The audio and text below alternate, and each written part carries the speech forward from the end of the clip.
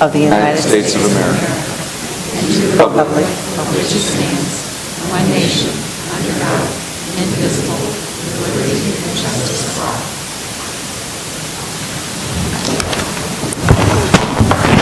All right, I need a motion to approve the agenda. Second. I have a motion and a second. Any discussion? All right, all those in favor say aye. Aye. Anyone opposed? All right, that passes. Motion to approve the Board of Education meeting minutes for February 7th, 2019. So moved. Second. We have a motion and a second. Any discussion? All right, all those in favor say aye. Aye. Anyone opposed? Passes. That's good. That's good. That's better. Thank you. All right, we have patron comments next, and we do have a patron comment tonight. So during patron comments, citizens may address the Board of Education concerning issues related to the school district. Each speaker will be limited to 3 minutes. Tonight we do have a speaker, so please note that at the board's discretion, the board or superintendent may respond immediately to an issue raised during patron comments for clarification. However, our general practice is to respond to the comment at a later time via phone call or written message if a response is needed. So we have the stand here with microphones ready so both the board and the audience may hear the patron comments clearly. Board meeting proceedings are also recorded and posted on Rockwood's YouTube channel. So this evening, we have the 3-minute clock ready, I believe, so we welcome Jean Tevlin to come speak in front of us. Welcome.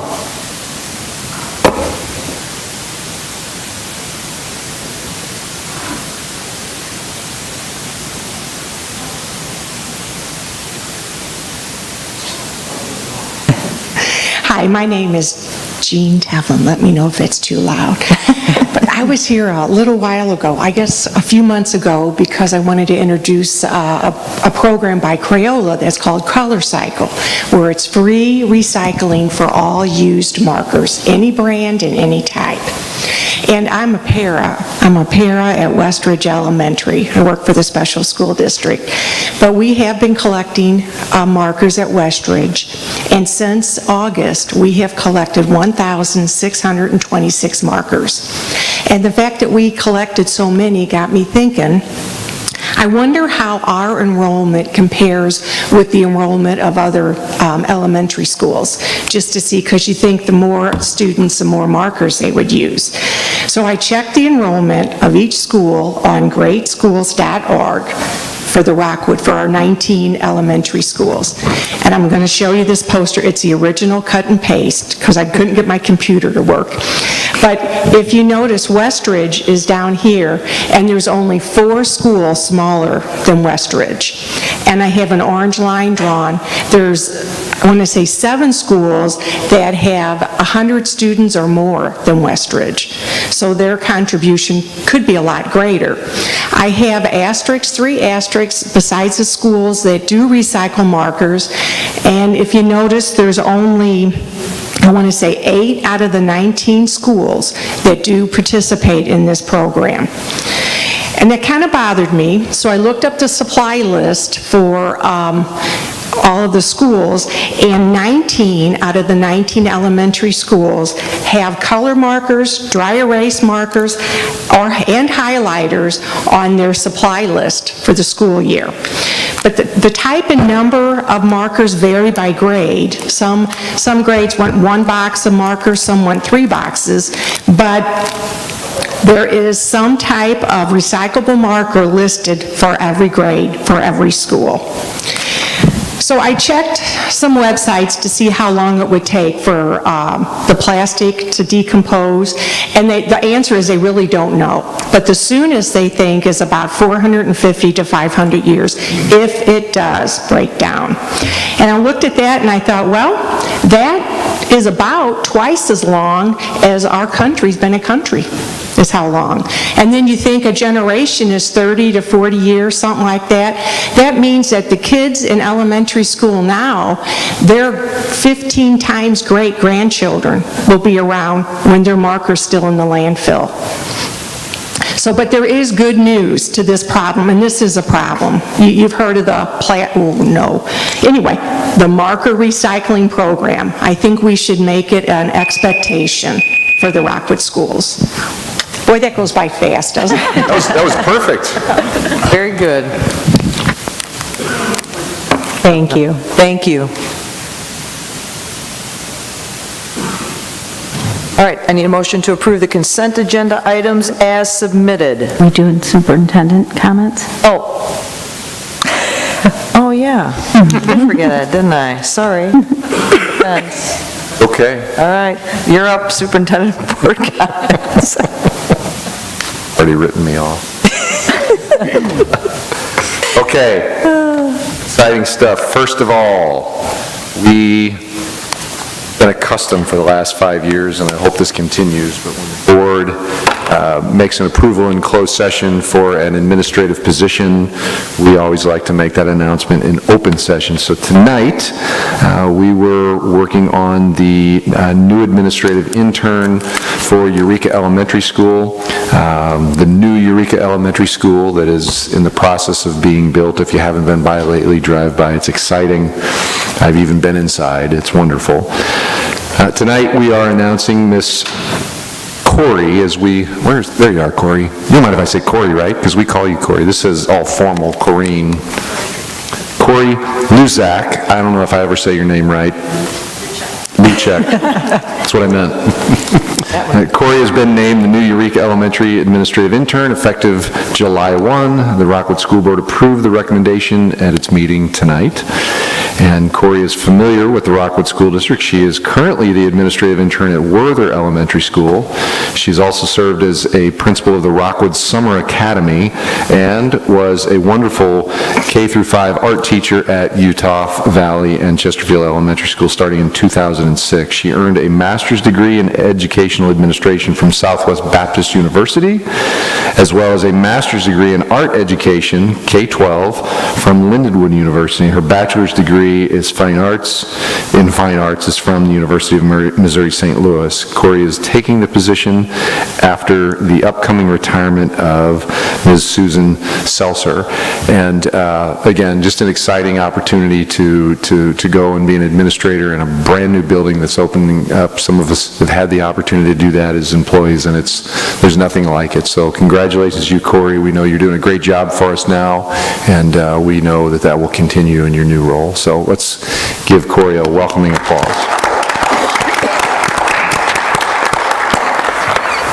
Okay, and a few other comments. You already heard it tonight, but I just want to reiterate because it's a big deal. I think he already left. That Greg Matheson was named the Missouri Association of Secondary School Principals High School Principal of the Year. That happened in front of students and staff gathered in the Marquette Cafeteria February 13th. I was really bummed that I couldn't be there. I was out of town during that announcement, and they couldn't prolong it any longer, and I didn't want them to do that. But it was a good gathering. Greg's family was on hand for the surprise announcement. He didn't know it was coming. Students and staff filled the cafeteria, lined the second floor railing overlooking the cafeteria, and MOASSP officials were there to surprise Greg in front of his students and his peers. So it's your peers that select you for those awards. So it's really an honor, to be recognized in that manner. So just congratulations to Greg. I'm really, really proud of him, and I'm proud of his leadership. Okay, Gegee Elementary students and staff hosted first responders at their Heroes Breakfast, which was on February 13th. Teacher Dana Campschrader said the students organized food, they decorated, and they had welcoming committees as well. Fourth grade student Alexis Arsenal said, I hope these people realize we care about them and we're happy they protect us. Mary Kleekamp, the principal, hopes the students feel empowered by this.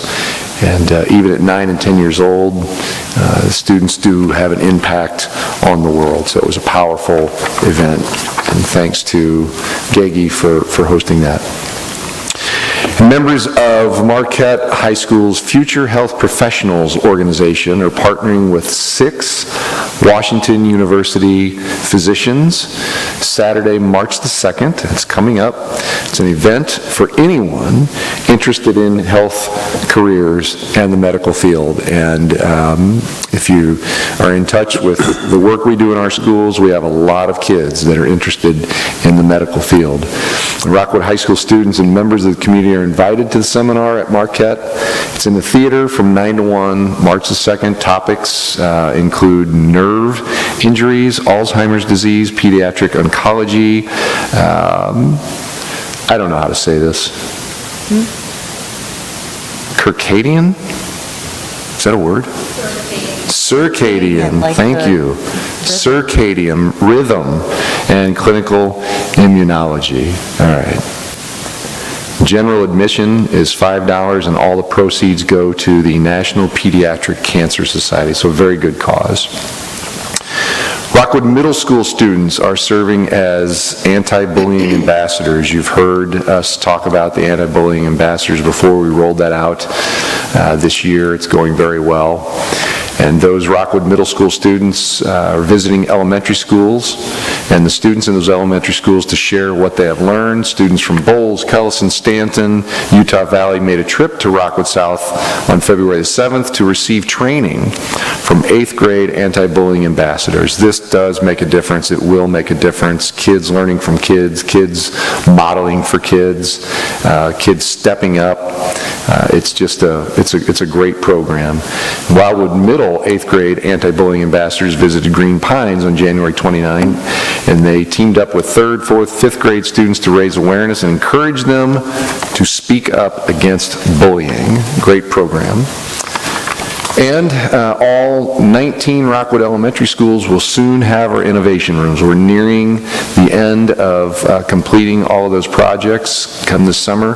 And those are new spaces where teachers and students experiment with investigations and discovery. It's open to them at their leisure anytime to enhance their lessons as they see fit. And see how it all comes together in a school district where a spirit of innovation is fostered. And I think, are we showing something? Yes, we are. We just can't see it. Get to look Yes. at us instead. Yeah. Good point. I know. I'll do it under the table. Fall over.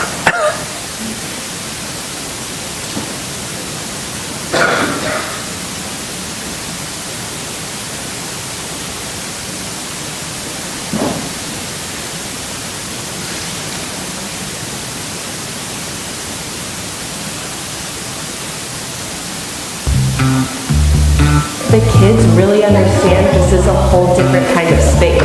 It's like they turn on a different part of their brain when they just walk through the door. And I think that's what the room was for. Once I get kids started in this space, they run it all by themselves.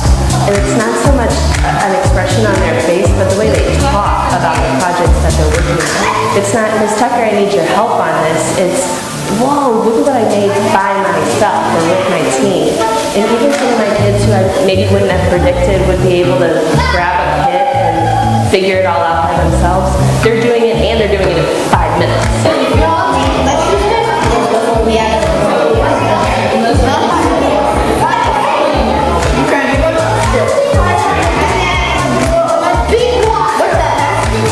It helps me if I get my hands on stuff and know like what has to do with the real world instead of like having a pencil and a worksheet and doing math. And we get to make like our learning way and put it into like an experiment or craft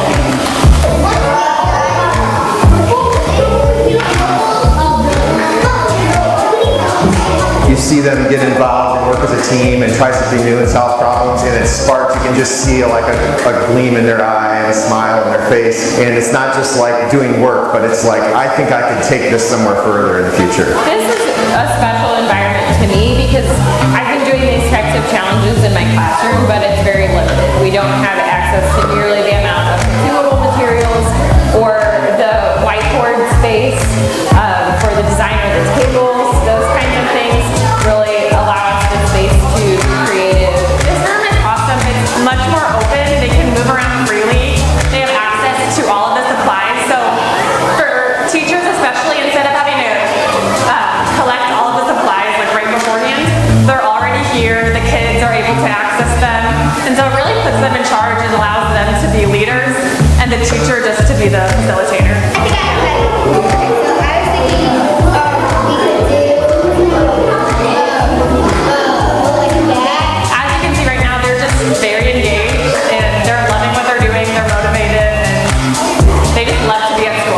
As we wrap up all the innovation room projects, it's amazing to see the transformation that has occurred in student learning. Students are getting to put practical skills to use, and they're practicing STEM skills at the same time. And teachers can approach learning in a whole new way.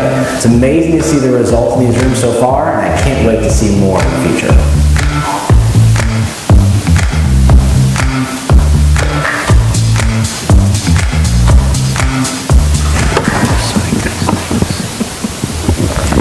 Anything else? Yes, I do have one other thing. I just want to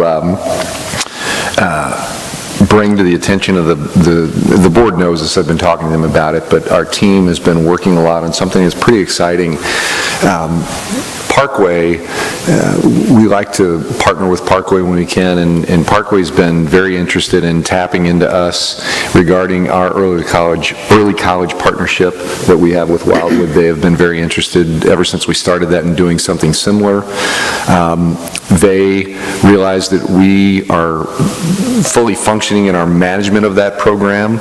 We also have been quite interested in what they do with their Spark program, which is started out as an entrepreneurship program, but there are pathways in the plant sciences, the health sciences, and some pretty intense, interning, for lack of a better word, that we would call that.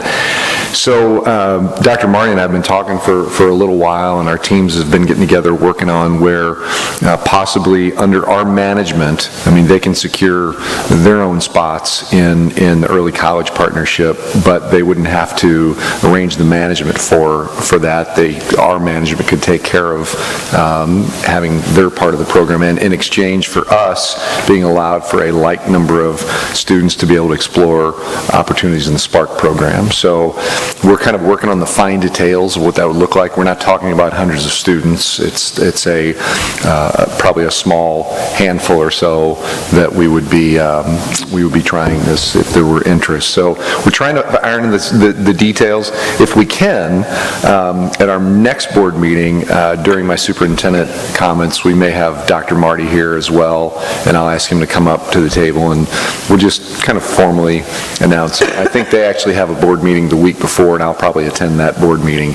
If we've got a few more questions, Dr. Marty and I are meeting with Margie Van Dieven tomorrow, the commissioner, and not about this, but we're going to bring this up to see if we would get any pushback from the state. We feel if we ask the person at the top, how can the lower bureaucratic positions hold us up if she gives it her blessing? So we're going to try that, and then just get a few other of the kinks ironed out, and if we're ready to go, we'll probably make an announcement, just informally, but at the next board meeting. So again, you've heard me talk about that.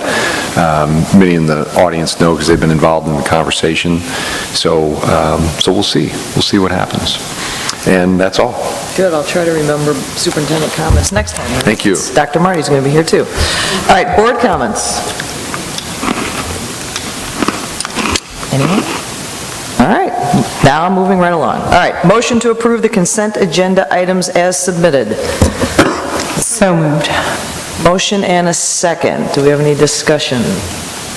I would like to talk about 8.05 under finance. There is an item for St. Louis County Board of Election Commissioners, and over the course of prepping for this meeting, several of us have looked at that and just have some questions about exactly what expenses go into that, and so we just want to dig a little bit deeper into the history of that, and potentially this bill isn't due before our next meeting, and so what we'd like to do, if we could, is put this one off to the next board meeting so that we just have a little more time to do some research. We would be more than glad to do that. We just to be clear for everybody, it's always interesting working with the Board of Election Commission, whatever it's referred to. We get a lot of parent phone calls during any election day, whether it's big or small, because they don't like that polling is taking place in our buildings, and we have to explain that we have very little control over that. And I have talked to these folks time and time again, and we have got them to work with us. They really worked with Dave Cobb, especially in our elementary schools, to make sure that we can have the polling places in areas where we can have a separate entrance and have a police officer between where they're polling and where our students are. And when you talk to the board, the two gentlemen overseeing it, it's supposed to be bipartisan, so there's one Republican and one Democrat, and their answer is always, well, just don't have school on those days, which is, as our calendar committee knows, right, Tracy? That's a lot easier said than done when you're trying to find exactly where to place the days for the calendar. So I think we get slapped with a really hefty bill. $47,000 for a school board election. And we just kind of feel, we're stewards of the public's money, and that's a big bill, and we want to make sure that we're given substantial information in which to make our decision. And the cost has gone up.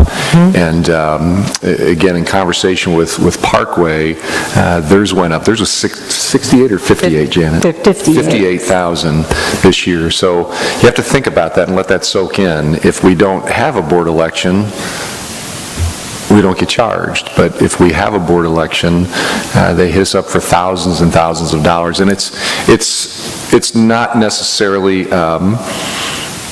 itemized with any specificity. It'll just say things like supplies for... And salaries. In salaries. So I think at minimum, I think our taxpayers, I agree with the board that our taxpayers need to at least be able to understand what all those tax dollars are going for, because it's a significant sum of money. Because we don't even understand everything. Right. Tax dollars. Well, and we have to realize too, when you think about it, that even if we didn't have a board election, we're probably still having voting In our schools. in schools. So it's just hard, and maybe it'll all be crystal clear when we have the detail. But I think it makes sense, and I think it's all fine for the board to do that. It's also another good example of when we have had bond issues previously and we've put them on the April ballot intentionally. That's oftentimes saving money to not have a separate election for that and combining the two. If we were doing that in the November election, we'd be paying that amount of money twice. In fact, maybe a little bit more for that one. You are correct. That is correct. I'm just still can't believe that that's how much money this costs. So we appreciate pulling that out. And any other comments under Dr. Kinder? We're not saying don't have a board election. That's not the point. Yeah. No. We're glad we have candidates. What we're saying, why charge us $47,000, $50,000? With $27,000 for salaries, and those people are already going to be there, I think. That would be my opinion. Maybe not. I agree. I think we just need to know. Yep. All right, anything under consent agenda? Yes. The donations. This time we have one. Rockwood Summit High School Parent Organization, $3,000. Funding for softball dugout project. The softball team is purchasing a vinyl wrap on top of a steel plate to be placed on the back of each dugout as a visual display. It's gotta be nice. We'll get more next time. Very good. Anything else under consent agenda? All right, so the motion is to approve the consent agenda items as submitted. All those in favor say aye. Aye. Anyone opposed? That passes. All right, moving on to the agenda items. We have Dr. Katie Reveille coming forward, and she is going to talk to us about the Board of Education, Rockwood National Education Association current agreement, and teacher salary schedules. So, should have read the motion first. I'm going to do that now. The motion is to postpone the approval of the negotiated agreement between the Rockwood School District and the RNEA until the March 7th, 2019 Board of Education meeting. This agreement shall be effective July 1st, 2019 through June 30th, 2022. And we also have the RNEA President, Laura Baker. So move. Second. Ladies? So good evening, Board of Education and Dr. Knost. I'm here today with, as you just shared, Laura Baker, to present the tentative collective bargaining agreement for the RNEA and the Rockwood School District. It was a collaborative process that took a lot of time, energy, and effort by teams of people. I do want to, first of all, recognize those people for their flexibility. We seem to have a snow day jinx. If we had a collective bargaining meeting scheduled, we were guaranteed to have some sort of snow event. So I do want to recognize a lot of the team is here this evening. If you wouldn't mind just standing up when I say your name. Tom Cook from Marquette, Amy Doyle from Marquette, Jamie Fink from Rockwood South, Brian Coop at the Annex, Stephanie Lombardo, Wild Horse, Brian Murphy, Fairway Elementary, Jennifer Peroni, Rockwood Summit High School, Melissa Stein, Kellison, Deb Title, Crestview Middle School, Dave Cobb, Dr. Lisa Counts, Dr. Tracy Edwards, Dr. Terry Harris, Dr. Karen Hedrick, Dr. Greg Matheson, Paul Northington, Dr. Dana Thorne, and Dr. Shelley Willett. I appreciate you guys for, you can stand up, Shelley, you were the last ones, okay. I appreciate you guys for your time and your effort. Like I said, it was a collaborative process. Matt Landwehr was also the co-chair. He's not here this evening. He is playing against Melville tonight, actually, in basketball. So he is sorry that he can't be here and wanted to express his thanks to the team and to the board.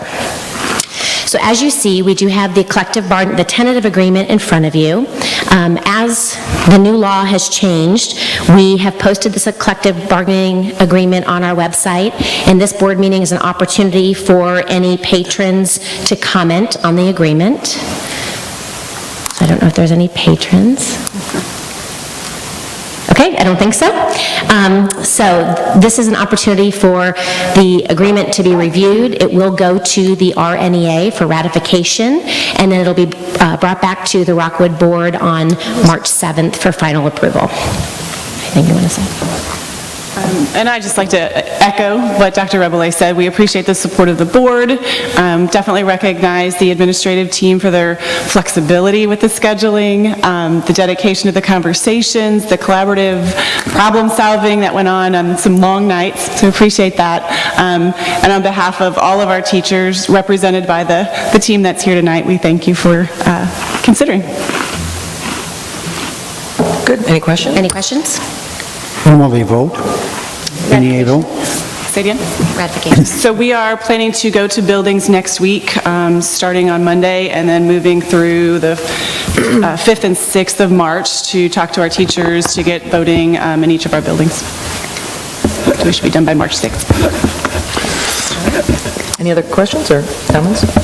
I don't want to get in the way of the board member. I just want to make a comment. Obviously, Laura and all the team, it's the last time I'll be involved in a process with you all, and just thank you for your collegial approach and your willingness to listen to what we have to say and work through differences in a professional way. They're always enjoyable, and you guys are professional, and I will say this with all sincerity, that our teaching staff in this district makes our district great, and we need to remember that and echo that as much as we possibly can. So there's no doubt about it. So just know that from your superintendent.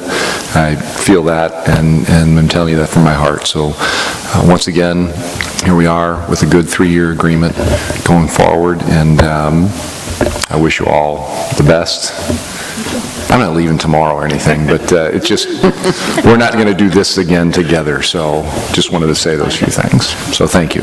And if I could say one more thing too, just as Dr. Cano said, it was definitely a collaborative conversation. We enjoyed working with you again this year. And in the heart of it all, it's about our students and how we best support our teachers in their working environments to make sure that we're meeting the needs of our kids every day. And you put kids first all the time, and we followed along, same thing. So both sides coming together with different perspectives sometimes, but again, at the heart of it is what's best for our kids. So thank you. Absolutely. I think that's reflected too when you look through this. I was at the communication lab, and so hearing all of the conversation there that was so rich, but then looking at this final agreement and seeing the amount of change that's actually reflected, you came up with really good ways of researching things and spending time, thoughtful time, to look into things deeper without putting it in here necessarily, and so you've done a great job of balancing that all the way around. Yeah. Thank you. Yeah. Good. Anything else? Okay, so the motion is to postpone the approval of the negotiated agreement. All those in favor say aye. Aye. Anyone opposed? All right, that passes. All right, thank you, ladies. Motion, I need a motion to approve, I'm sorry, the motion to postpone the approval of the 2021 school calendar and snow day makeup schedule until the March 7th, 2019 Board of Education meeting. Motion and a second, and Dr. Tracy Edwards is here to talk about the calendar. Good evening, all. Board of Education, Dr. Knost. It is time once again to talk about our calendar, upcoming calendar in 2 years, 2021. So first slide up just basically ensures that we are following state statute, and that is communicating in public open forum that we in fact are asking for a start date farther than 10 days prior to Labor Day. That's a state statute. So that's kind of what that first page is all about.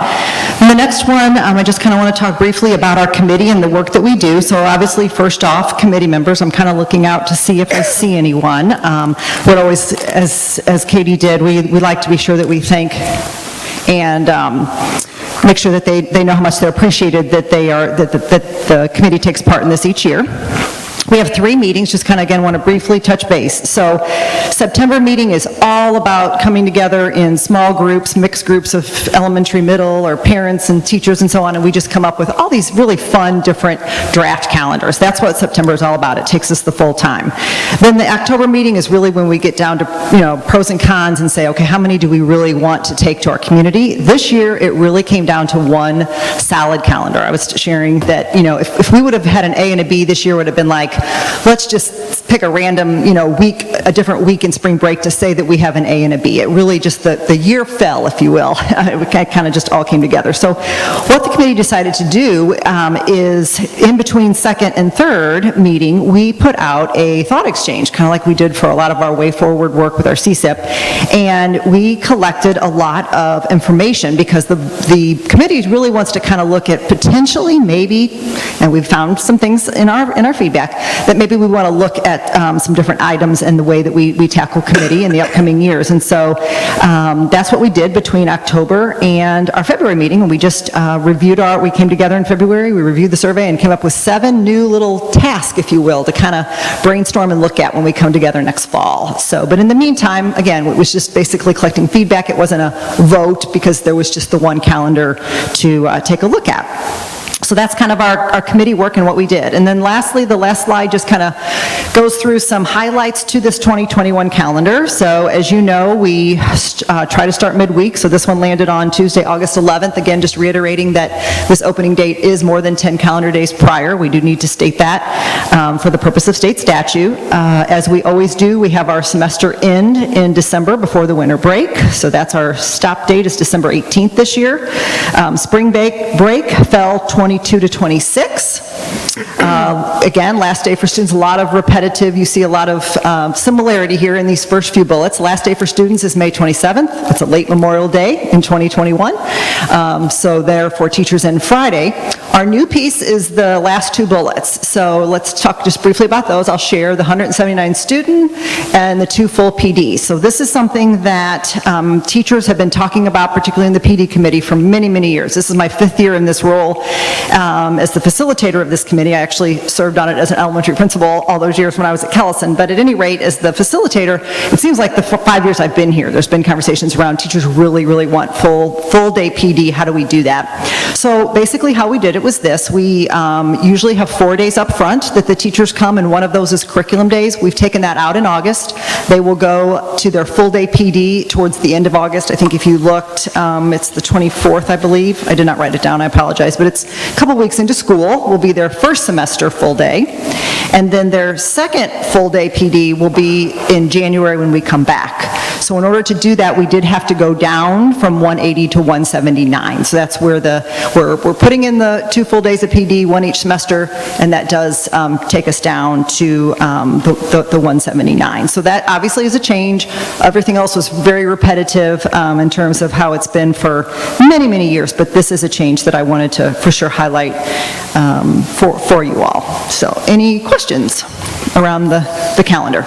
Go ahead. I was going to ask about the full-day PD. So I see that that's on the 24th. Is there any reason why that wouldn't be moved to maybe the 4th of September? So I'm just thinking like parents, childcare and things like that. I know a lot of parents are off. That, a lot of employers make that a 4-day weekend for their employers, for employees. Sure. So I can speak somewhat to it. I might ask if, I don't know, I'll give it my best shot. And the reason why I'm saying I don't have the in-depth answers, I have the broad answers, I guess you would say.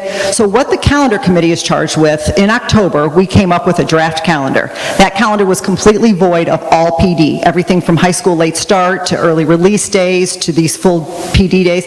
The PD, the subcommittee of Professional Development Committee, the RLC, our big learning, it's now embedded within our RLC, the Rockwood Learning, they are the ones that actually determine this. So I know that significant work was put in by Renee Trottier in working with the PD committee.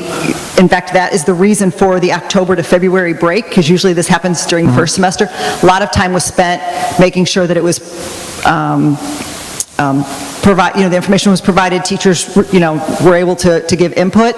So I do know that the conversations were around, to answer your question, why is it then? The questions were, they did not want to get too far into school, because remember, they used to do this before school ever started. They wanted to be able to not be too far into school before they actually had their full day of curriculum. And in this case, I am mostly talking, I understand, as to the elementary teachers.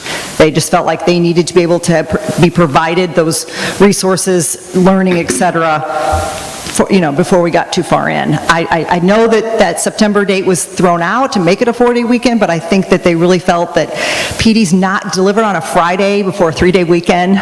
We all kind of have, as even adult learners, I'm not quite sure a Friday before a 3-day weekend, the teachers would have been quite as engaged as they would have been on a Monday. So that was my learning and understanding, again, from when the PD committee gave me those dates as the facilitator of the calendar, if that makes sense. I'm not directly involved in exactly why all the days fall the way they do. I just have general knowledge, but hopefully that helps.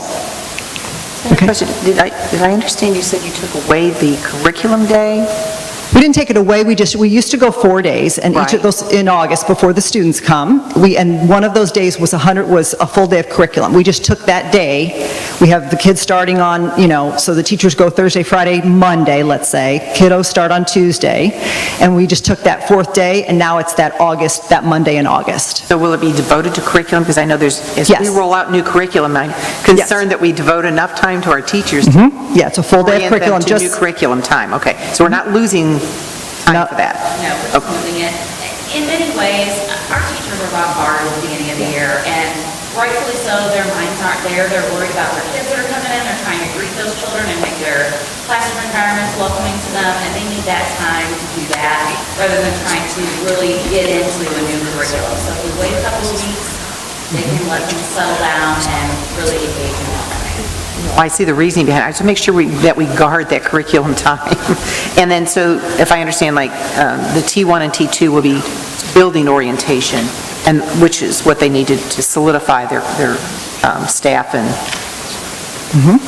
processes and things. I have a question about the 179. So when's the last time we were at 179? Really long time? Very, very, very long time. I don't have the year. I would say at least 15 plus ago, if ever. I mean, all I've ever known is 180 days, so this is definitely a new calendar. So looking at the snow makeup schedule, the hot topic, that didn't change from No, we left those when we had 180 to 179. But aren't we pushing into one of our required days if we're listing 6 of those as no makeup? It actually comes... Are we doing the hours? We're doing hours. Yeah, okay. We can do that now. Dan Steiberger helped me with all the hours, and that's why we went ahead and left it. That's what I wondered. Okay. That's, every year that topic of of snow days and such has been so confusing by how it's interpreted, Right. because, to be quite honest, and I don't mean this to sound critical, but over the years, the Department of Elementary and Secondary Education has given different interpretations, and I've dealt with this for many, many years relating to snow days and making up and such. And what we always have to remember is, parents will call and say, well, we've got snow days built in. Technically, we don't, because the calendar that you all approve is the calendar that, in reality, we're obligated to. And the appropriate way to do this, although, again, you would hear different interpretations, when we're all said and done this year with snow days, we really should make it an agenda item. If we're within, it's still the 174 right now, it switches to it's also 1,044 as well, but they also attach the days. It's going to switch to just the hours in the future, but in reality, I should come back to you at a board meeting once winter is officially over, and we should vote to as a board to reclaim the calendar for 177 days, if that's what it ends up being. I mean, that's technically what we should do each year, but the department doesn't hold us to that. But the one consistency is really school districts are required to complete the calendar that their board approves. And people, the true idea of building in snow days, so to speak, has been not something really that's been talked about for a number of years. People still interpret it that way, but we often get that call, and parents want to call and voice concerns about whether we had school or we didn't have school or whatever, and they say, well, we've got those snow days in there. And I always explain to them, well, we really don't. I mean, we have a 180-day calendar that our board approves because we think 180 days is what we should go. So it's just a point that I always feel is important to help people understand that there's just differences in those interpretations. For sure. I just didn't know if we needed to back off one of these on this table, but yeah. I shared with you, we had 7 items to look at next fall, and from our survey, and guess what's one of the 7? Snow days, right? And just how do we get the community to understand snow days? Because that was definitely loud and clear. Why do we still have to go if we don't use them? So I'm going to take your words, Dr. Knost. I'm going to listen back to this little taped segment here and take your words so I have them next fall. Maybe we should change the language anyway to like emergency day.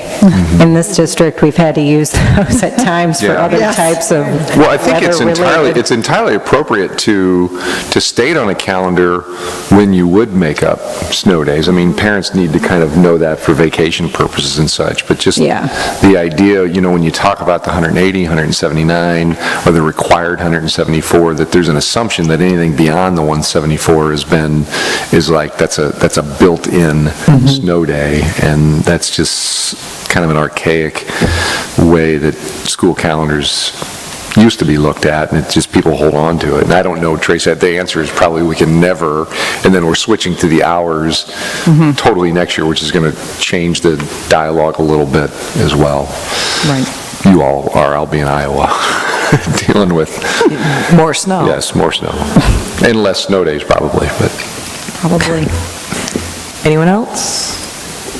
All right, so the motion is to postpone the approval of the 2020-2021 school calendar and snow day makeup schedule until the March 7th, 2019 Board of Education meeting. All those in favor say aye. Aye. Anyone opposed? All right, that passes. Thank you. Thank you.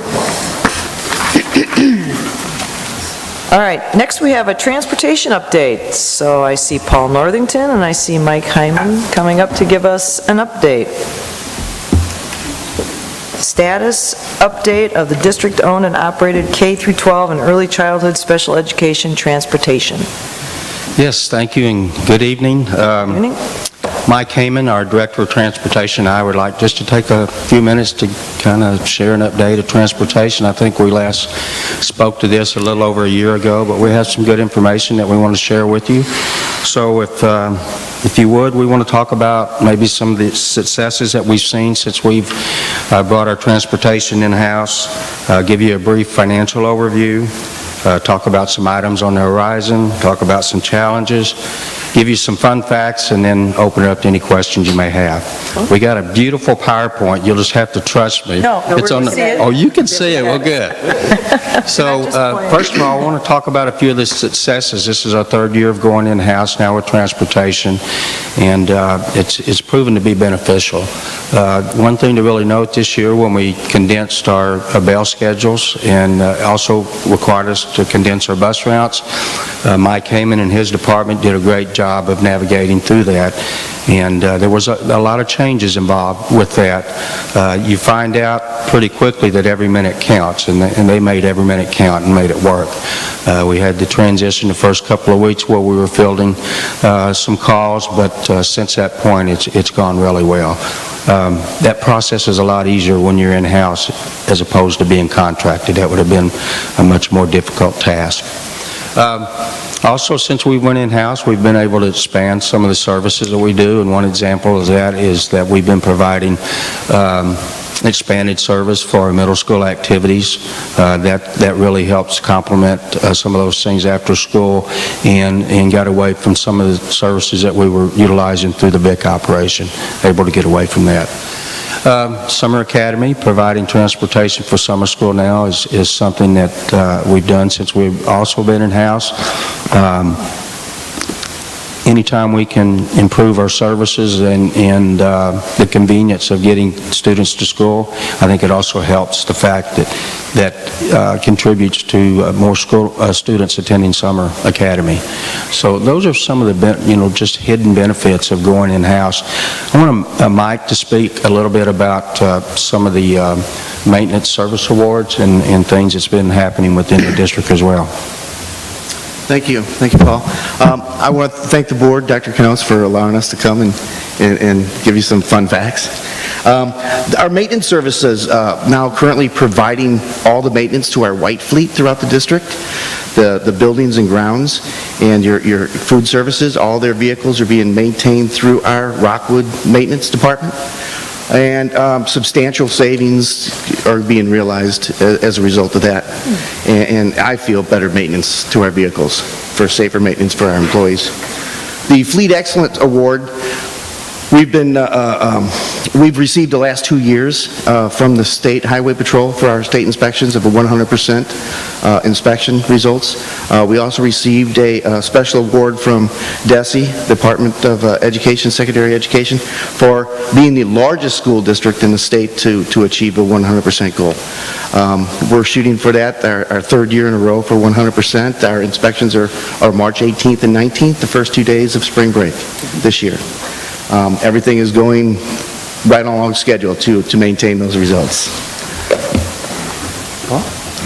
So Mike and them do a great job, 192 buses and not even a tail light out, so that's pretty amazing. From a cost analysis standpoint, we want to give you an update on what it looks like from a financial point of view. This is our third year being in-house again. You can see our transportation budget is about a $9 million operation. We've broken down the cost for K-12 and early childhood, and you can see there it's $9.4 million. When you take those two services combined, our cost from year to year have gone up about 1.2%. If we were contracted, those costs would be going up at a minimum of 2.39.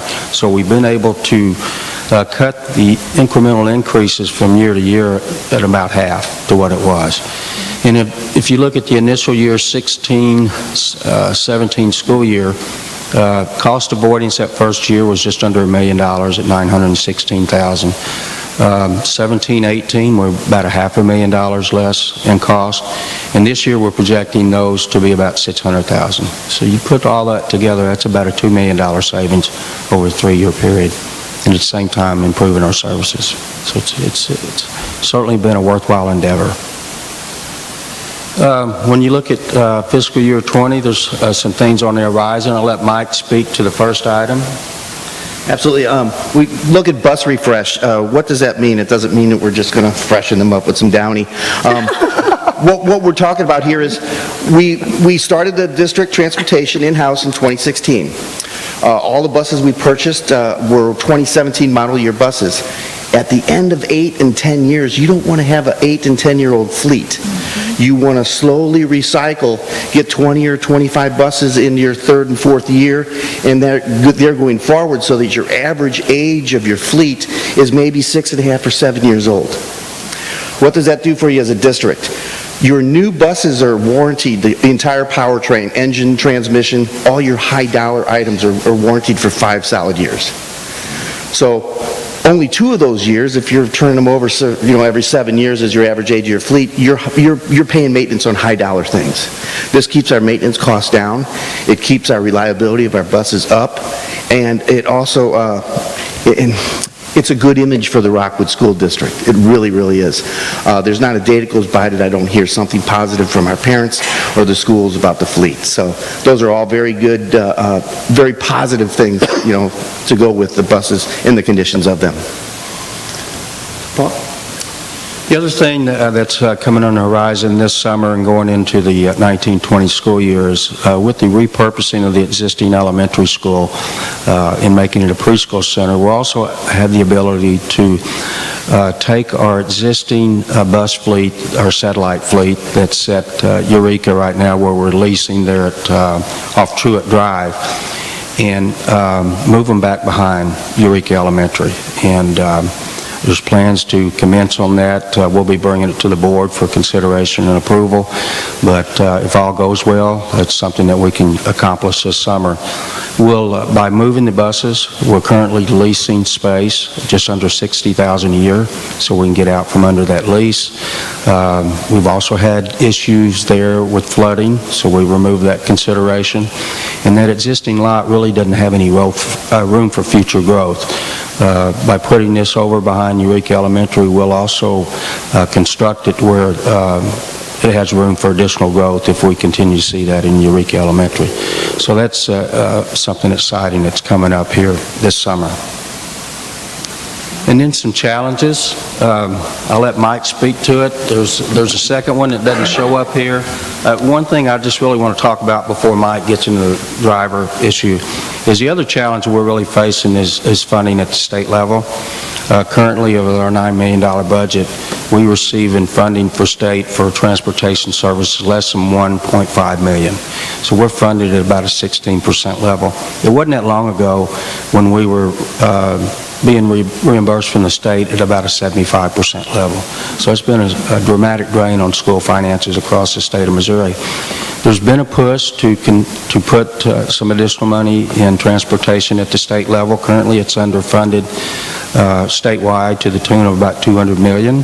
$40 million has been appropriated to put into this year with a 5-year plan to incrementally get there. Hopefully that comes to pass over the next few years. But state funding of transportation is certainly well underfunded. Mike, you want to speak to drivers? Sure, absolutely. Driver shortage is something that every district, every contractor, school-owned transportation departments face. It's a national epidemic. I am proud to say that we are currently 3% below my goal on staffing for drivers. My goal is to have 10% sub-drivers or spare drivers. That is, I run 162 routes a day. That includes early childhood routes for the district. I would like to have 16 sub-drivers. I do run 10%, 12%, 13% absenteeisms on any given day. The driver workforce pool is a limited, selected amount or type of person. Semi-retired, somebody that doesn't really maybe need the benefits, but they want to kind of keep active. And the attendance isn't what it would be for a 20, 30-year-old, employee. So we do have a lot of absenteeisms in the department. We currently just ran a big campaign because we got down on the staffing, and we just put, 6 through the board last board meeting, and we've got a couple more lined up this board meeting. Hopefully it'll be 3 solid candidates, and that'll get us even closer to our 10% goal. But we're sitting very, very good right now, better than we did last year, so that's positive for us. And I gotta say why this is probably happens is because the district that we have, it attracts people. the jobs that the teachers do, the schools do, the board does, Dr. Knost, and make sure the district has the reputation that it has, that alone brings us more drivers than a lot of districts. I get that from word of mouth from the people who come and apply. So those are all positive things.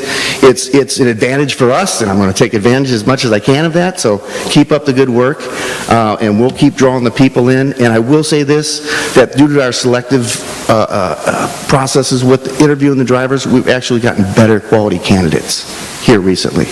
So those are all good things. Thank you. Oh, any fun facts? Did you want to go over these, Jim? Well, I had a slide for fun facts. We've taken up enough of your time. But really, I just want to put a shout out to our transportation staff. We've got a great fleet of bus drivers that each and every day we have 150 bus routes going out. They travel almost 2 million miles a year. They're hauling 12,000 students on a daily basis, and they get the kids to school safe and secure and do it very efficiently.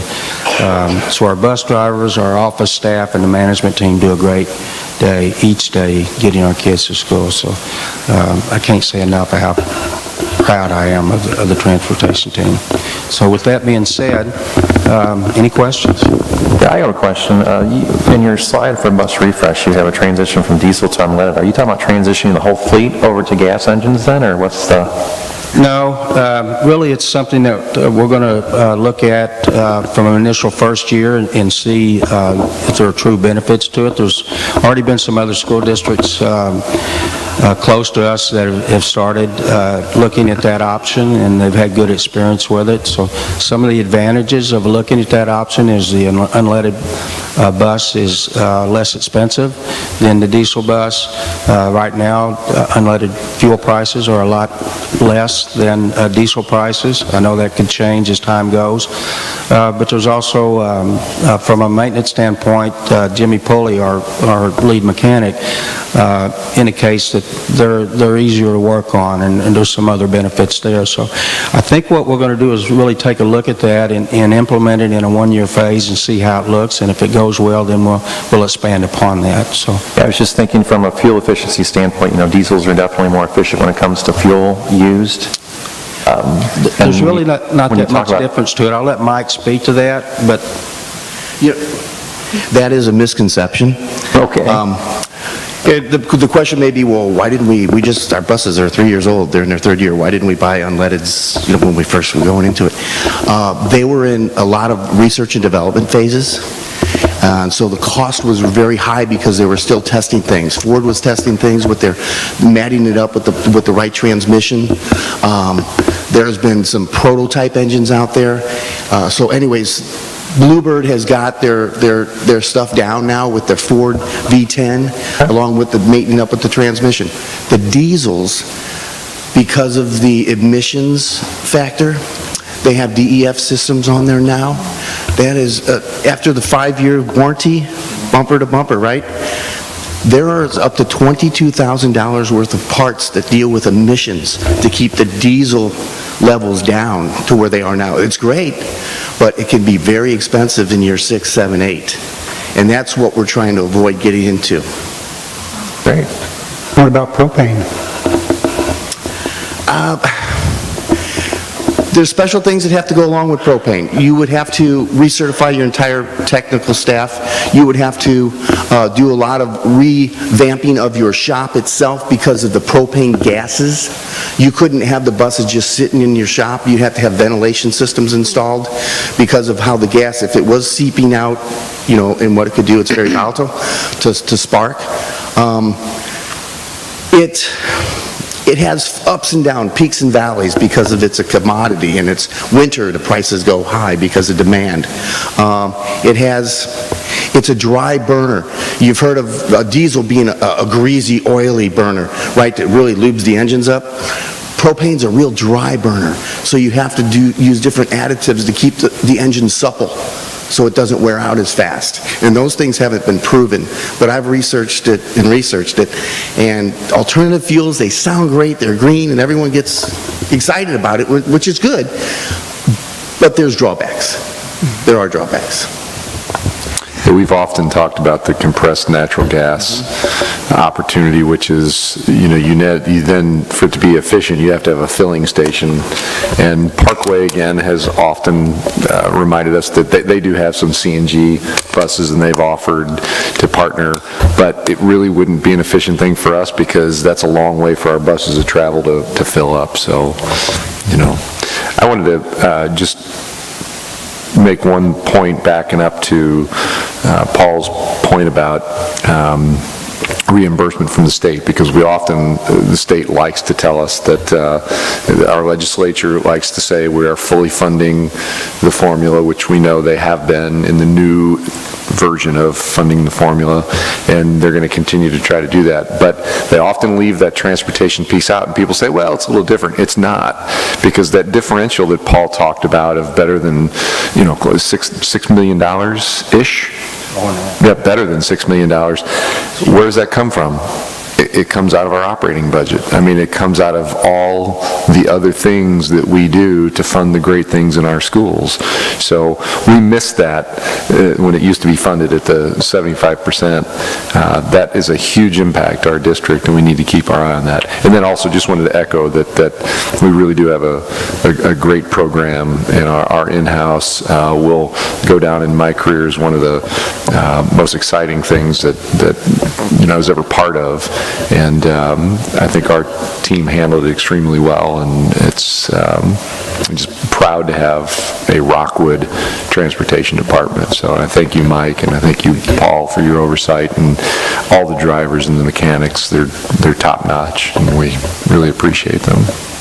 It never gets old seeing a Rockwood school bus. All right. Sorry, Mike, I said Mike, I called you the wrong name, Mike Heyman. I have no idea where I got that from, so I apologize. That's okay, I've been called worse. Thank you. Anyone else? Yeah, Mike, when you talk about transitioning 20 to 30 buses a year, is it like trading in a car? They'll give you some reimbursement on a new bus? Is that the way it works?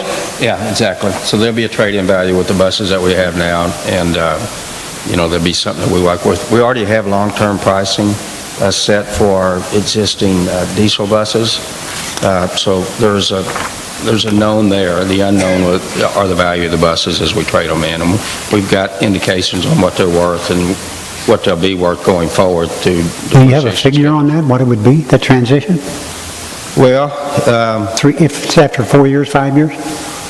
Or whatever you trade them in? Well, as you go out further, the cost of the bus increases and the value of the existing bus decreases, so the numbers are going to get larger, that spread every year. Right now, the spread on trade-ins probably about $25,000 a bus. A new bus?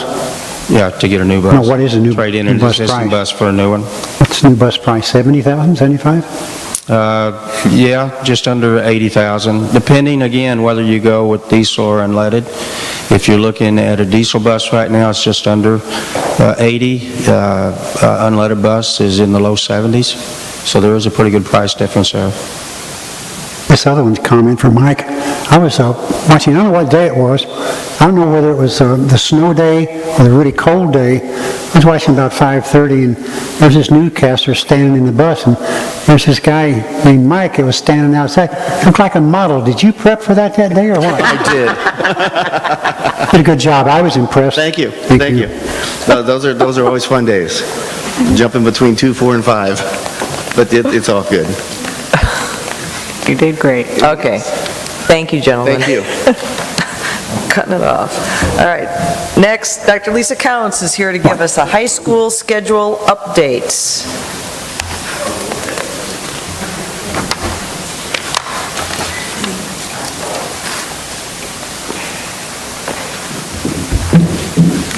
Sorry, I should have been in the wings, Yes. ready to go. What So are you sorry. doing? I'll talk that much faster. Hi, good evening. Hello. Okay, so I'm excited to be here tonight to talk to you about our new high school schedule that we're getting ready to roll out for next school year. So I'm going to start by just reminding you what the pillars were that we set for our high school program review.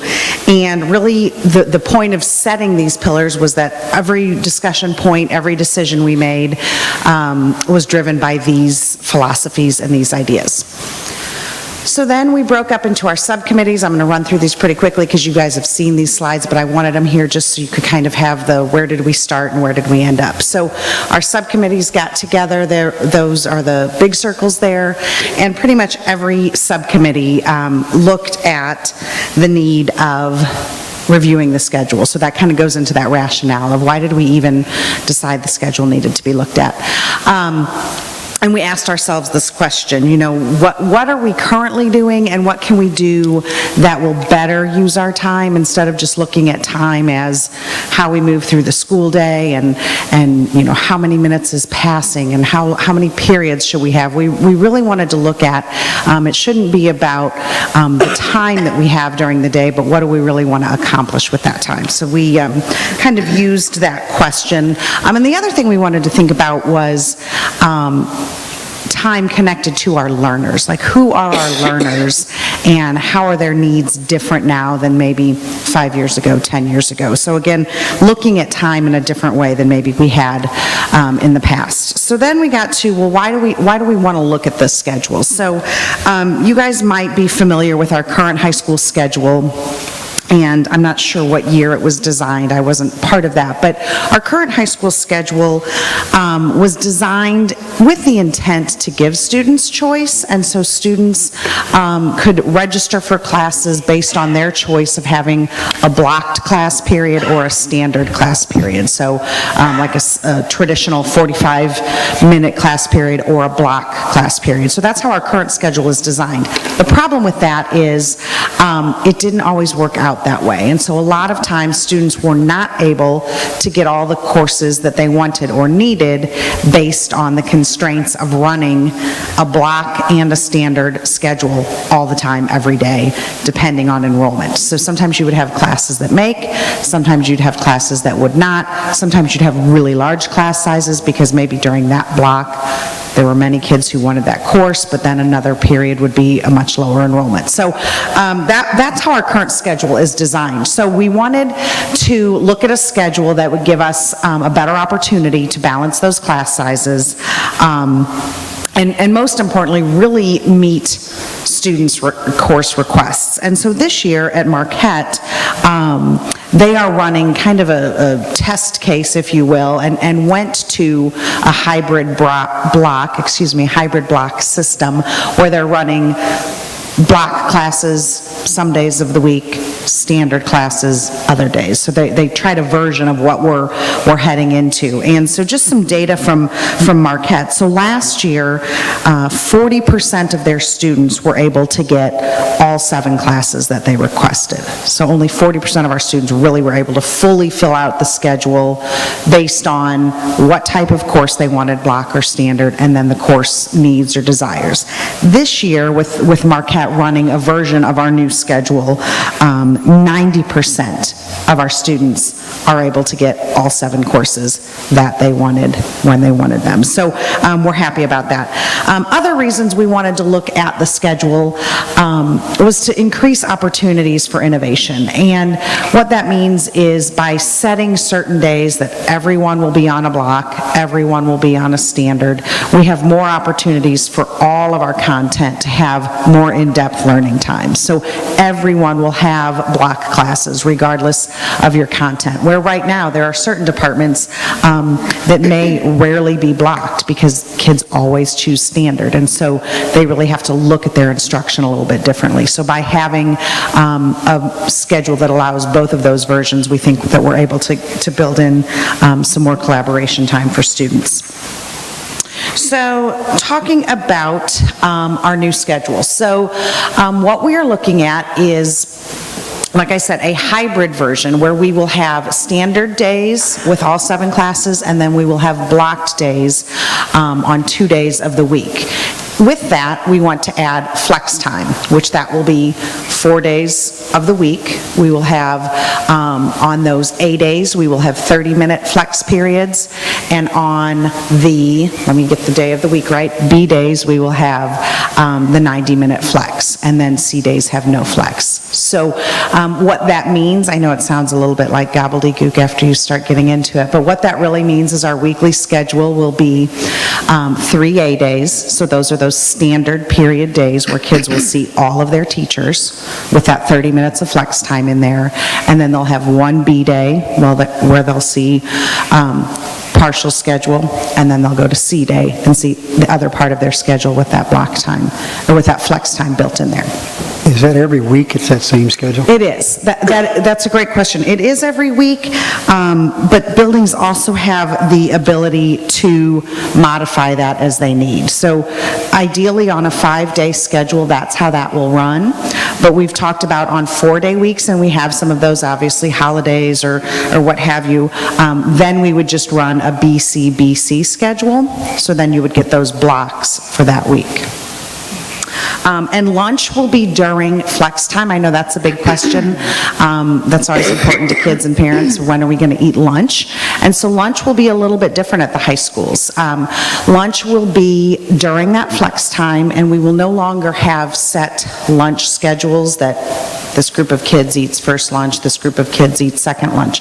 It will be an open lunch period. And so as a student, you will make a choice of when you want to go to lunch. You can go to lunch immediately after your last class dismisses, or you can go right into flex time. And I'll be talking about flex time a little bit more in a minute. You can go to flex time and do your flex time activities and go to lunch partway through. So it will be much more student-driven versus assigning lunches by grade level or department or what have you. Everybody wants to go to lunch at the same time. Yeah. Then they'll wait in line for a while. 2200 at Marquette? And where will they sit? Yeah, so seating is going to be flexible throughout the building, so we're of course going to sit in our commons. There will be more opportunities for students that will be, some kids will probably eat while they work. Like flex time is going to be for making up tests, making up assignments, more in-depth projects. So there's going to be more opportunities. It won't just be eating in our cafeterias like they typically are. We're currently working with Carmen to look at how the service lines are provided. She's also looking at some potential serving stations located around the building, so there can be some more like grab-and-go options, because we know a lot of our high school kids bring their lunch. They also snack throughout the school day, and sometimes they don't eat a full meal anyway. That grab-and-go thing is kind of popular anyway. So we've thought about that and are certainly making plans for that on how kids will access lunch. So that's part of that as well. Kids can eat anywhere? Well, I wouldn't say anywhere. We'll make our custodial crew very nervous if that were the case. But yeah, there will be designated places around the building. And some buildings are, the library is a great place that's come into, discussion, because, some places people are very nervous about kids eating in the library around books, I guess, but technology and things like that. But we're starting to realize, we do that all the time, right? We sit in front of our laptop and we eat. So we're really starting to see that that's the whole point of flexibility. When you're in college, you sometimes eat on the go, right? When you're busy in your job, you sometimes are eating at your desk or in front of a computer or while you're reading a book. And so we're gonna be opening that up a little bit more, and that'll look different from building to building. Obviously, each of our 4 facilities are different, so their needs will be different. I don't know what's happening right now. I was going to say too, Lisa, I know like Dr. McCown over at Rockwood Summit has even talked about having a schedule, starting the school year with a little bit more of a traditional look with students. So doing the schedule, doing the, like you've shown, A, B, C, A, but timing the lunch similar to what they're used to get kids sort of into a pattern. Yeah, that's not just Rockwood Summit. And then when they release it, yeah, so I don't know if the other schools are doing it, but when we were there that day, she shared that with us, which is kind of brilliant. Kids might just get into that habit and then naturally go at those times. Exactly. And so the schedule rollout of flex time, and I'll kind of build that topic into flex time. So let's talk a little bit about flex time and what that's going to look like. What was the purpose around flex time? So obviously I could have put, 15 bullet points on this slide, but I knew y'all wouldn't appreciate that. So I tried to think of the most important things of why flex time was a priority for us. Truly what it came down to was the ability for students really to practice and strengthen those skills that they don't typically get in a day-to-day classroom experience. Things like responsibility, things like decision-making, prioritizing their time management. Flex time is that time designed for all of these kinds of things, and flex time might just be a time that a student just needs that 30 minutes of downtime, and they've got a really hectic week and they want to sit in the library and read a book, or they might be sitting in the cafeteria listening to music with their earbuds. I mean, it's really designed to provide students that opportunity. Going back to our 4 pillars, we said we wanted kids to be more connected to school. We said we wanted it to be more student-directed. So we felt like flex time was the answer to that. Built-in time, you guys have heard this, I'm sure, all the time, that time is always the issue, right? We don't have enough time, and if we just had a place in our day for kids to do this. And so that's what flex time was really designed to do, was for students to have a little bit of that responsibility.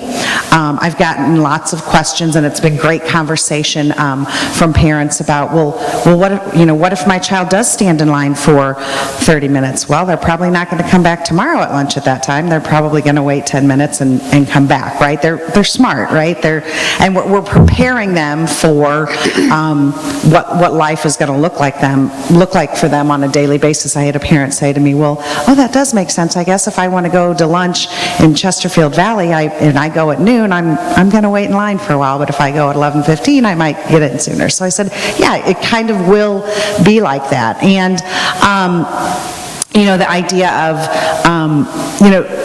we're trying not to define too many parameters here, because we do want kids to be able to have some responsibility in how they use this time. And part of that will be natural consequences sometimes for kids, that maybe they should have studied a little bit more during flex time, so they're going to have to do more of that when they get home. So, but we also will do that with parameters as well. So to your point, Jamie, the high school principals they each have a team of folks at their school that are studying flex time for what will be consistent between the 4 schools and what will be unique to each of the schools. And one of the things they determined was that when we start this schedule next year, there will be a gradual phase-in process as well.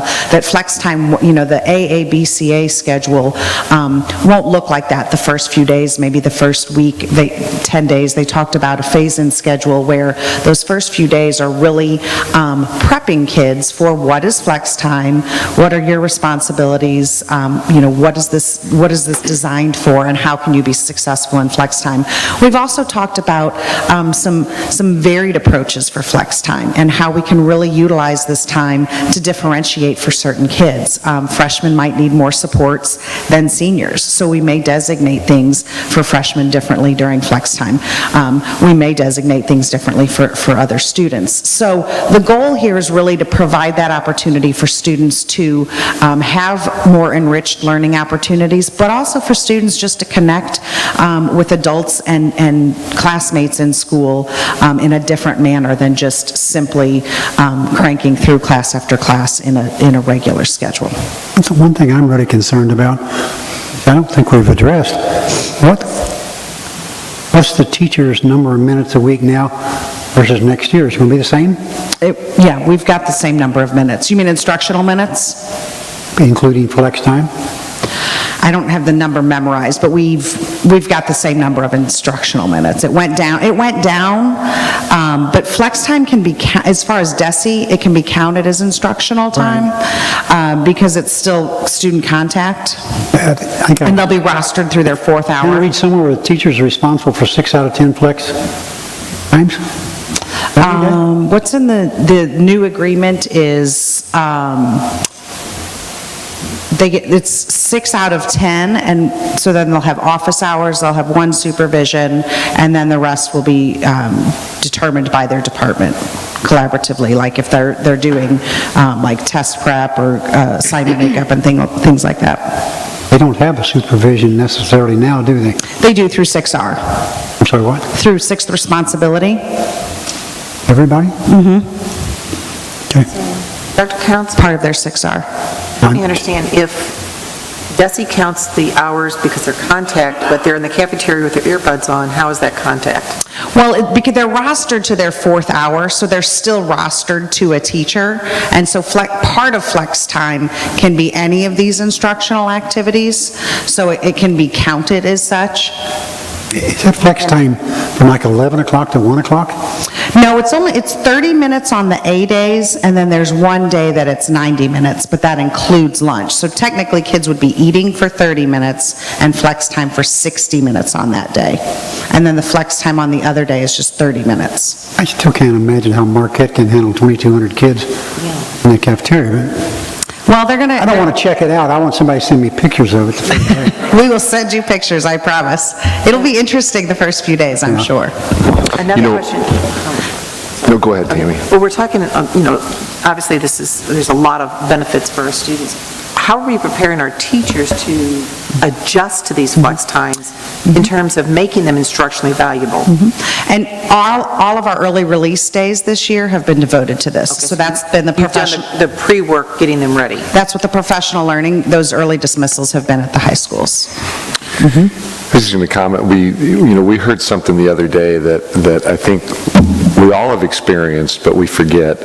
We were over at Wildwood Community College getting a tour from our early college partnership students. Some are juniors, some are seniors. And they were being very candid about their experiences, but they talked about how, the big difference was that, just last year, now these are kids that are still high school age, so they're not even technically college age, and they talk about the difference of all the decisions that they have to make independently being treated as college students, like when do they eat lunch and going to class and getting up to go to the restroom, all of those things. And I remember our good friend Dr. Deschamps used to always talk about that Al Burr concept of fewer rules often creates more rules and chances for kids to be responsible. But we have to remember that something causes, and these kids prove that it's not age, but when kids leave us as seniors, they go into an environment where they make significant numbers of decisions about these kinds of mechanical, procedural, logistical things every day. And these kids, who are really still high school kids, were proving that it really has nothing to do with the age beyond. It's just the environment that you give them that kind of opens that up. And I think that's what a lot of, and this is nothing new, by the way. We are one of the last school districts to experiment with flex time. All the other districts that I worked at prior had flex time. So it's kind of been, it was a block schedule component for, We really, all of those are certainly, every single one of those have been questions, either by parents, by teachers, by us on the committee of, what about? And we really just continue to try and chip away at those, and we don't have all the answers, and we know that some of these will be revised. To your point, Dr. Kinder, lunch might look different at Marquette. We might get into this and have to tweak it. But we didn't want the lunch schedule or the handful of kids that maybe aren't very productive during flex time to stop us from being innovative around it and providing something that we know would provide kids more opportunity to connect with their teachers, connect with their school. The logistics, we can figure that out, and it will look different, from place to place, but I think we see this all the time when our kids come before us here for presentations, when we talk to kids in our schools. They're going to rise to the challenge. I mean, our kids are amazing, and I think sometimes if we peel back some of the parameters, we're really amazed and sometimes disappointed, like we should have peeled these layers back a long time ago because look at what these kids are capable of. So, and we've had a lot of student voice around this as well, and they are very thoughtful around it too and have helped us think about, hey, what about this? And have you thought about this? So, stay tuned on the lunch topic. I know it's going to be a fun one. And, the one that comes up is often the, hey, our kid's going to, get to leave for lunch. And that's my stay tuned for that one. So, and again, we talk about, to Dr. Knost's point, we have high school kids right now that drive to Wildwood Community College every single day, and they drive somewhere for lunch, and they get themselves back. So we're in discussions on that. So that has not been an official decision yet. So we just wanted to make sure that our schedule really allowed us to look at time differently. And I think the thing that really helped a lot in this process was the tie-in. We realized that the conversations we were having tie into so many other things. It ties into, some of you were there today at Rockwood Learning Council, and many of those topics tie right into the need for looking at our schedule differently.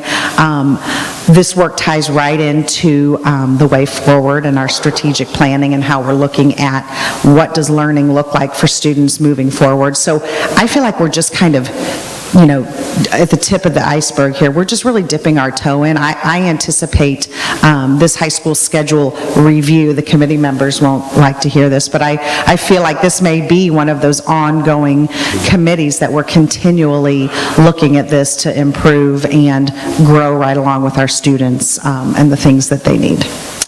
And that's all I have. What questions do you guys have? Anyone? Good job. Good. Thanks. Thank you.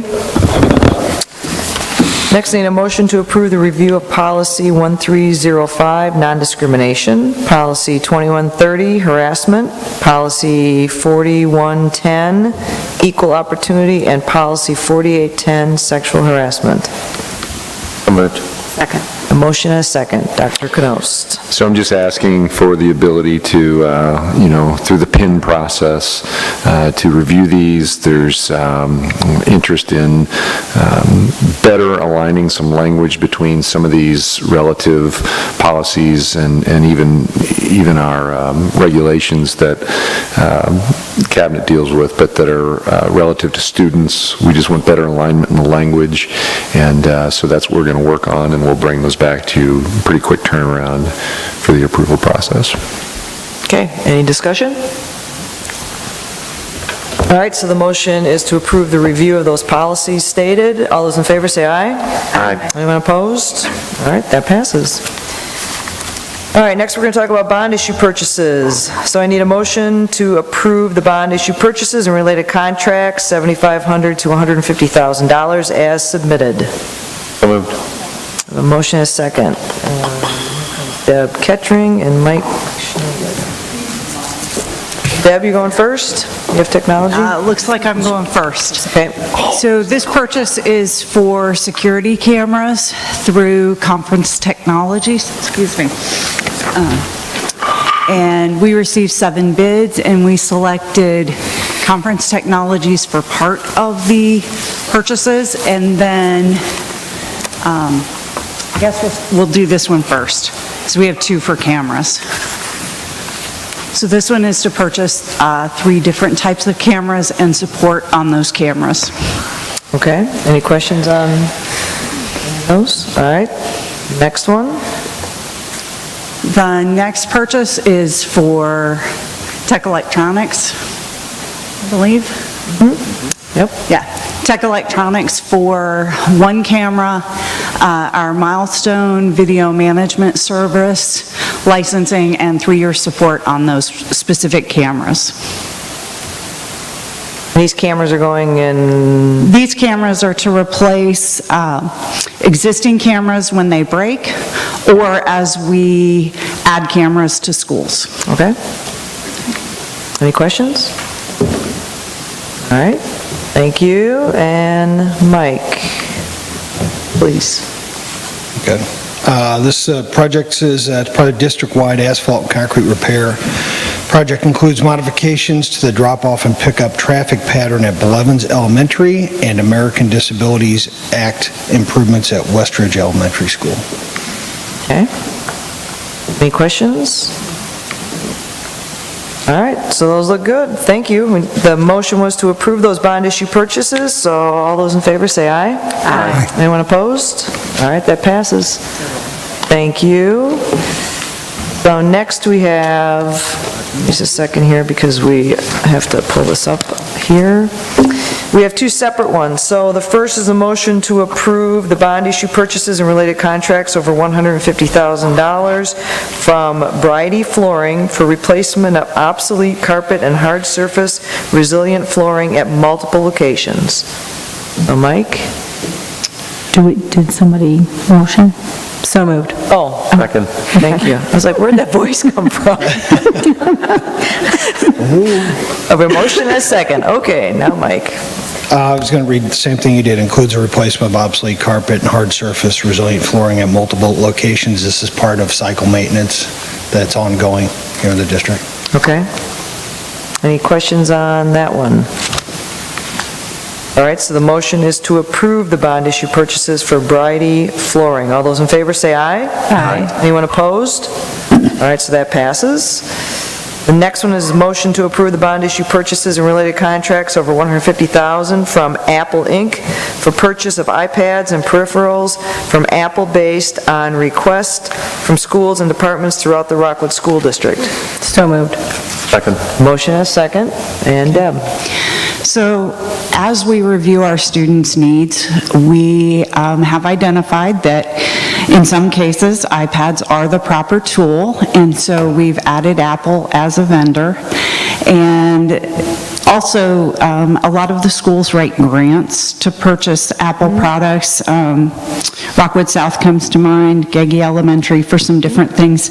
So we needed to bring this forward, and this is an all-encompassing amount. So it will include not only our bond issue purchases, but any grants or school-funded purchases. Okay. Okay, thank you. Any questions? All right, so the motion is to approve the bond issue purchases for Apple Inc. All those in favor say aye. Aye. Anyone opposed? All right, that passes. Thank you. All right, we're almost there. So, review of April 4th, 2019 board meeting date, and we just want to talk about this. That will be the swearing in for the new board. I know there's been some talk of some conflicts. Does anyone have a conflict? I have a conflict that day. I have a conflict that night, too. Yeah. Oh, yeah. So apparently we all have conflicts. Conflict, too? Yeah. April 4th. April 4th. We're not going to meet. Three of us. So I think what we've looked at, when I was talking to Janet today, was April 11th, which is the following week. How that looks for people, because then we would have a meeting on April 11th, and then the following week. Is that correct? No. No, of course. It would be the 11th and the 25th. That's what I meant. All right. Can't be 11th to the 25th. Huh? I can't be here on the 11th. So, okay. You guys can have it without me, that's okay. Yeah. Well, we may have to, because we have 1, 2, 3 people who cannot be here on the 4th, and... I can't be here on the 25th. Well, yeah. Okay. That doesn't matter. That wasn't the question. April 4th is, that is the reorganization meeting as well, and swearing in. So I mean, do we need a motion, or what do we need to do to change that to April 11th then? Because we have 3 board members who are not going to be here, right? We don't need to do a vote. Okay. We don't really need to do that. So let's move it to April 11th. Okay. Yes? Sorry, Dr. Kinder. The organization? Yeah, yes. Where you guys going? Can't go? It doesn't bother me. Okay. I want to go. All right, April 11th. Okay. Proposed agenda for the March 7th meeting. We all want to pull that up and take a look at that and see if there's anything to add or any questions. That's a lot of curriculum. Nothing against curriculum. A lot of curriculum. I love it when you say that. That's so nice. All right, any questions on that? We good? Okay. Future agenda items, future agenda presentations and events to attend. Is there both of you in the 25th then? What? Future agenda items or events to attend? Anyone? Janet? There's just the one that's on there, the League of Women Voters, is on March 4th. Oh, League of Women Voters. Meet the candidate Yes. night. All right, that's on there. And I know this is not that time, but we received this, I forgot to show the board. We all got Gaggy hats. I'm assuming this is from, like, School Board Appreciation, right? Yes. That's cool. Is that not cool? What are you guys laughing at? What did I say? Gaggy? Oh, very nice, thank you. All right, anything else? So we're not going to adjourn the meeting here, we are going back into closed, and we will adjourn the meeting there. So, We expect you all to be here when we are done. good evening. That's wrong. Go home, please. Go home. Thank you. You're all adjourned.